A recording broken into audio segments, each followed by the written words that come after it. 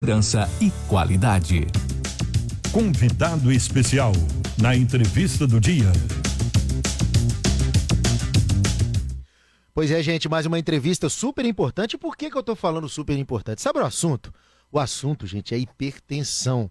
Esse problema que atinge muitas pessoas aqui, né, em Muriaé, no Brasil, em todo o mundo.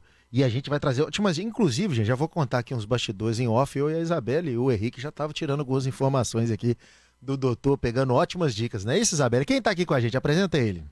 É isso mesmo, Wagner. Antes de apresentar, né, o nosso convidado, eu queria falar um pouquinho sobre esse assunto que é tão importante, né?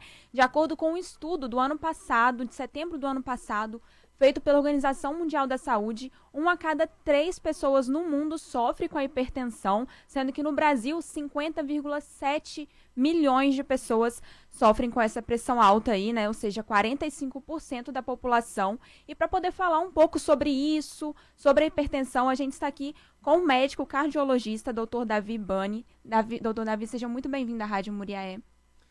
Bom dia, Isabelle. Bom dia, ouvintes da Rádio Muriaé. É um prazer estar aqui novamente. Antes de começar a nossa entrevista, né, só lembrando aos ouvintes que ela está sendo transmitida pelo Instagram da Rádio Muriaé. Por lá você pode enviar comentários, também suas dúvidas aqui para o doutor. E, doutor Davi, do que se trata, então, a hipertensão? Quais problemas ela pode trazer para a pessoa, né? Esse dado que você mostrou para a gente, geralmente 32% da população geral é hipertensa. Esse número aumenta um pouquinho com os idosos, né? Com o passar da nossa idade, a tendência da hipertensão é aumentar.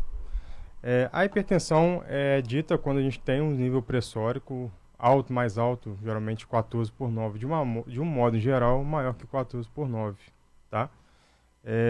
E é o maior potente fator de risco cardiovascular, ou seja, aumenta a chance de infarto, aumenta a chance de derrame, de problema nos rins, aumenta a chance de problema nos olhos também. Então, pode acarretar muitos problemas. E esse número, ele varia conforme a idade da pessoa ou é um valor único?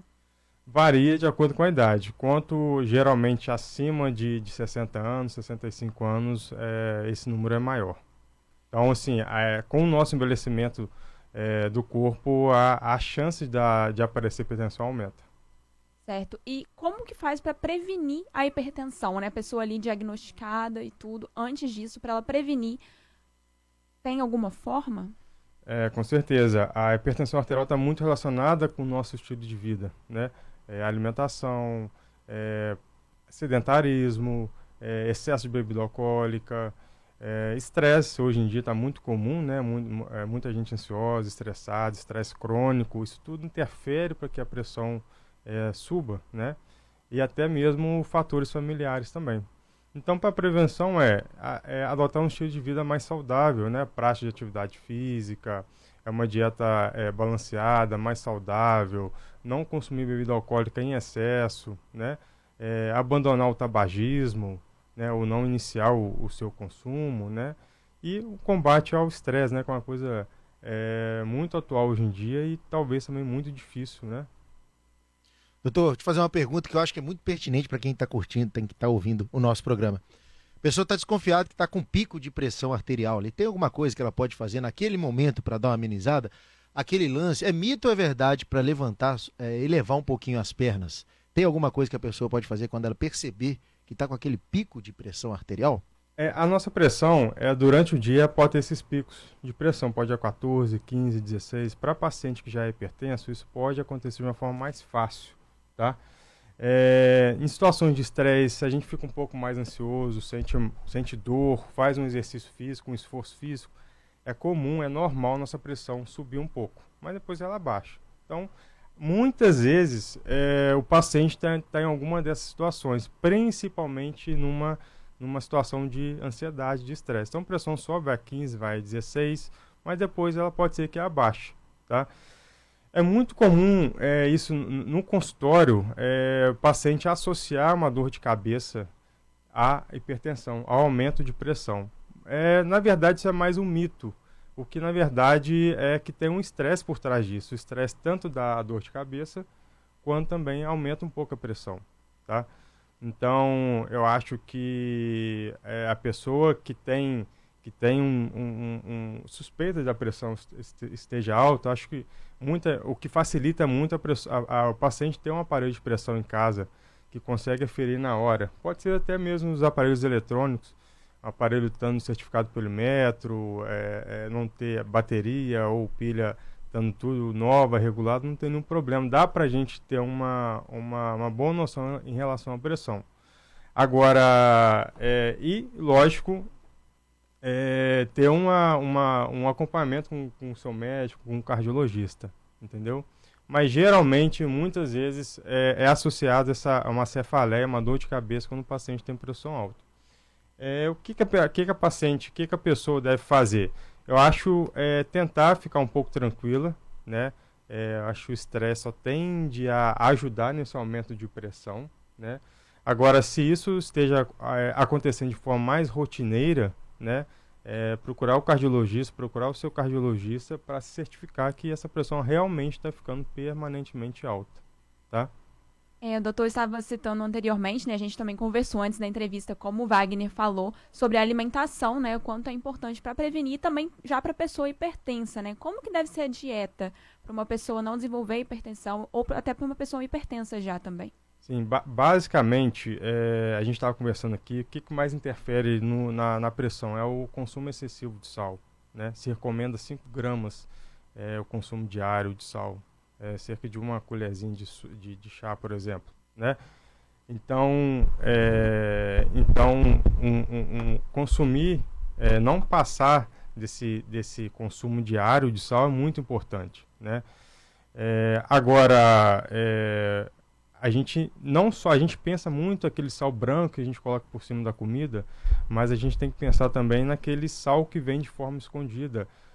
Por exemplo, naqueles temperos prontos, sazon, caldo quinoa, tudo tem muito sódio, muito sal, tá? Aquele tempero do miojo também, doutor? Exatamente. Miojo, então, nem se fala. O miojo, por si só, é um dos piores, nem sei se pode falar alimento, né? Mas das piores substâncias que existe. E o tempero do miojo tem muito sódio, muito sal também. Alimentos embutidos, salsicha, presunto, apresuntado, salame, isso tudo tem muito sódio, né? Refrigerante tem muito sódio. Então, eu acho que, em questão do sal, a pessoa reduzir o consumo dessas substâncias, né? O controle do peso também, o peso, quanto maior o peso, né, sobrepeso, principalmente a obesidade, aumenta a pressão também. Então, o paciente procurar ter um controle do peso, isso ajuda na pressão também. E teriam aqueles alimentos benéficos também? Sim. É muito famoso a dieta do Mediterrâneo, acho que todos já ouviram falar, se não já ouviram, procura ler um pouquinho, que é interessante. São dietas baseadas no consumo maior de fruta, verdura, baixo consumo de carne vermelha, duas porções por semana, por exemplo, tá? Hortaliças, peixe de água fria, salmão, sardinha, atum, né? Isso são alimentos que ajudam no controle e redução da pressão arterial. Bom, a gente está aqui, né, conversando, para quem está chegando agora, com o médico cardiologista, doutor Davi Bani, sobre hipertensão arterial. E agora falando um pouquinho, doutor, sobre os tratamentos. Quais seriam os tratamentos para uma pessoa que ali foi diagnosticada com pressão alta? Depende muito do paciente. Não tem, assim, um tratamento que é igual para todo mundo. Depende do nível pressórico, depende das comorbidades, depende das doenças que o paciente já faz tratamento, tá? Mas muitas vezes a gente pode iniciar um tratamento apenas não medicamentoso, que é um tratamento com a mudança do estilo de vida, como a gente já citou aqui, redução de bebida alcoólica, controle do peso, diminuir excesso de sal. Isso tudo é um tratamento não medicamentoso que a gente orienta para todos os nossos pacientes, independente do paciente, tá? Só que a partir do momento também que o paciente já pode ter indicação de usar a medicação, né? E essa medicação também pode ser específica para cada tipo de paciente, né? Existem inúmeras drogas antihipertensivas, né? Então, nem tudo é igual para todo mundo, né? Então, geralmente o tratamento para hipertensão é um tratamento sem remédio, ou não medicamentoso, e muitas vezes a gente já tem que lançar a mão do tratamento com remédio. Doutor, tem uma pergunta aqui interessante. Olha só, uma ouvinte, não vou falar o nome, que não pediu para falar o nome, né? Não vou falar o nome. Doutor, eu tenho pressão alta e alguns dias eu tenho percebido que ela tem baixado muito. Aí está perguntando, sendo que a pressão alta, eu tomo remédio, né, controlado, mas ela está baixando sempre, muito. Ela quer saber se é uma questão de regular, voltar ao médico para talvez remanejar esse remédio, ou é uma característica do remédio mesmo. Pode ser, às vezes, o que acontece? Como a pressão está muito relacionada com o estilo de vida que eu falei, às vezes controlando, diminuindo o sal, fazendo mais atividade física, e junto com isso o paciente já usa remédio, a pressão tende a reduzir um pouquinho, tá? Então, não sei se é o caso desse paciente, mas isso pode acontecer. A gente inicia remédio, o paciente melhora a alimentação, e aí, por exemplo, né? E aí a pressão tende a controlar ou tende a começar a ficar um pouco mais baixa. Aí o que se deve fazer? A gente ajustar as medicações. Porque pressão alta é ruim para o paciente, mas a pressão também muito baixa faz mal para o paciente também. Então, eu acho que pode ser um ajuste de medicação aí. E, doutor, existe alguma frequência correta para medir a pressão arterial? Para paciente que já é hipertenso, medir uma vez na semana.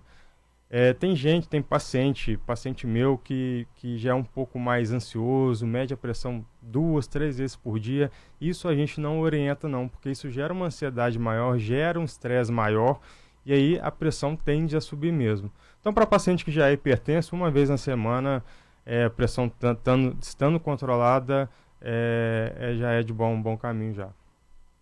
Doutor, mais uma pergunta agora pelas redes sociais. Ela toma o losartana, né? Não esqueci agora o nome dela aqui, mas ela toma losartana e ela diz que está percebendo que mesmo assim a pressão dela está subindo.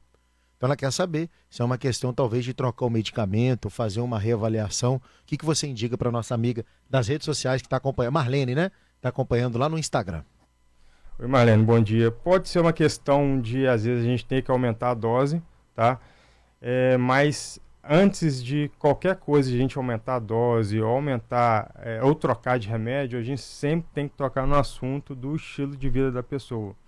Às vezes a pessoa está tomando remédio, mas está consumindo sal em excesso, por exemplo, entendeu? Então a gente sempre tenta buscar nessas medidas, sem o remédio de dieta, atividade física, o paciente está aderindo a esse tratamento, tá? Uma outra causa também de não controle da pressão é a má aderência do paciente ao tratamento. Toma no horário errado, toma no horário, no outro dia toma no outro horário. Então isso interfere no controle pressório. Agora, se essa paciente em questão, se a Marlene toma o remédio no horário direitinho, faz todo o tratamento certinho, pode ser uma questão de ajuste da dose do remédio. Isabel, pode ser? Ô, doutor, ela está perguntando que ela e o marido dela, eles perceberam que no calor a pressão deles sobe. Tem alguma relação? Pode ter uma relação, questão de que às vezes o calor, às vezes a gente tem uma vasodilatação maior no nosso corpo, né? Por conta do calor, o calor faz essa alteração. Isso, na verdade, até pode ajudar a pressão a diminuir um pouquinho. Isso acontece ao contrário no frio. No frio, nossas extremidades elas ficam um pouquinho mais fechadas, e sua pressão tende a subir mais no frio. Não é tão observado isso no calor. Não sei se pode ter alguma coisa relacionada com um estresse, ou ansiedade, alguma coisa do tipo. Mas isso a gente observa mais no calor, no frio, desculpa, e não no calor. Tá certo, estamos chegando aqui ao final da entrevista, né? Também queria perguntar ao doutor como que faz para a pessoa te procurar, né? Procurar seus atendimentos. Eu atendo no edifício das clínicas, ali em frente ao Hospital São Paulo, tá? Sala 101, o telefone é 3722-6916. Pode repetir o telefone, por gentileza? 3722-6916. Tá certo. Gostaria de agradecer a presença do Dr. Davi Bani, né? Ele que é médico cardiologista aqui na Rádio Muriaé. Muito obrigada, doutor, pelos esclarecimentos. Obrigado, Isabel. Bom dia, ouvintes da rádio.